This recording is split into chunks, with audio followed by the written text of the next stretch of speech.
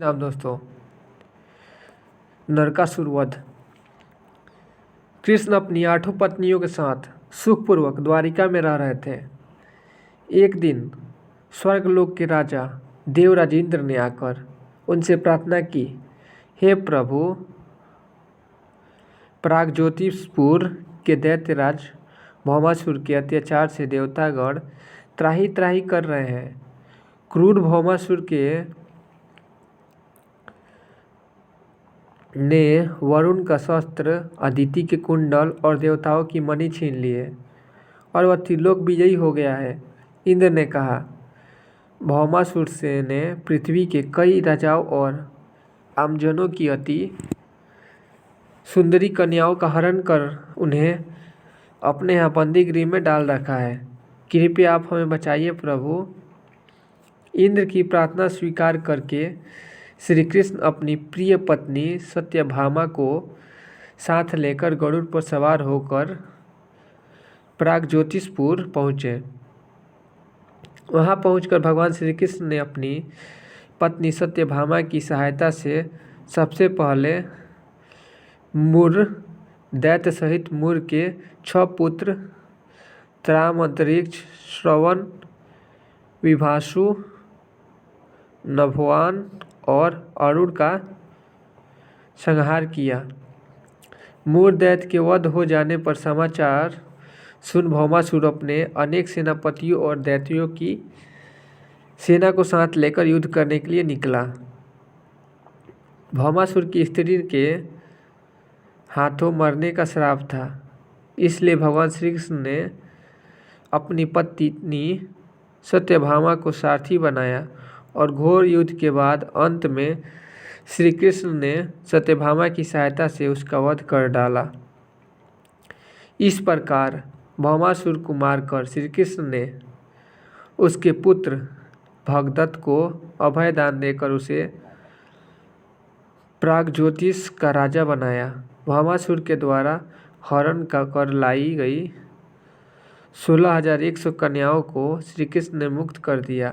ये सभी अबदत्त नारियाँ थी, अविवाहित नारियाँ थी या फिर भय के कारण उपहार में दी गई थी और किसी और माध्यम से उस कारागार में लाई गई थी। वे सभी भौमासुर के द्वारा पीड़ित थी, दुखी थी, अपमानित, लांछित और कलंकित थी। सामाजिक मान्यताओं के चलते भौमासुर द्वारा बंधक बनाकर रखी गई नारियों को कोई भी अपनाने को तैयार नहीं था। तब अंत में श्री कृष्ण ने सभी को आश्रय दिया।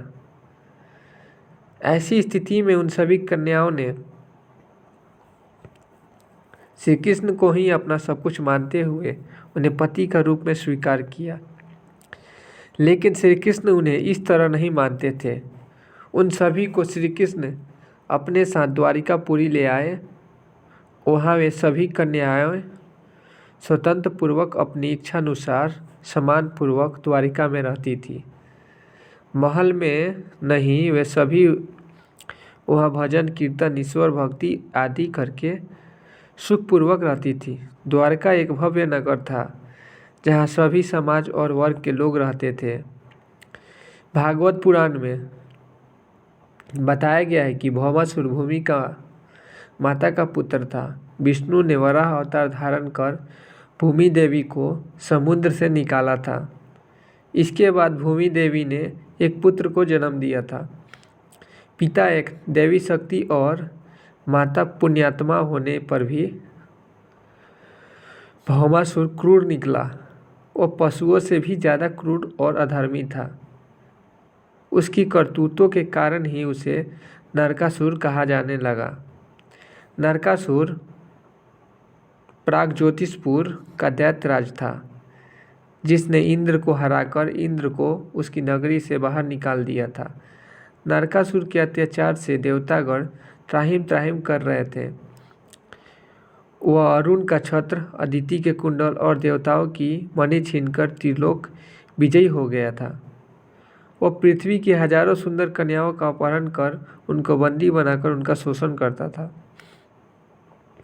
नरकासुर अपने मित्र मुर और मुर दैत्य के 6 पुत्र त्राम, अंतरिक्ष, श्रवण, विभासु, नभस्वान और अरुण के साथ रहता था। भगवान कृष्ण ने सभी का वध करने के बाद नरकासुर का वध किया और उसके एक पुत्र भगदत्त को अभयदान देकर उसका राज तिलक किया। श्री कृष्ण ने कार्तिक मास के कृष्ण पक्ष की चतुर्दशी को नरकासुर का वध कर दिया था। इसी दिन की याद में दीपावली के ठीक एक दिन पूर्व नरक चतुर्दशी मनाई जाने लगी। मान्यता है कि नरकासुर की मृत्यु होने से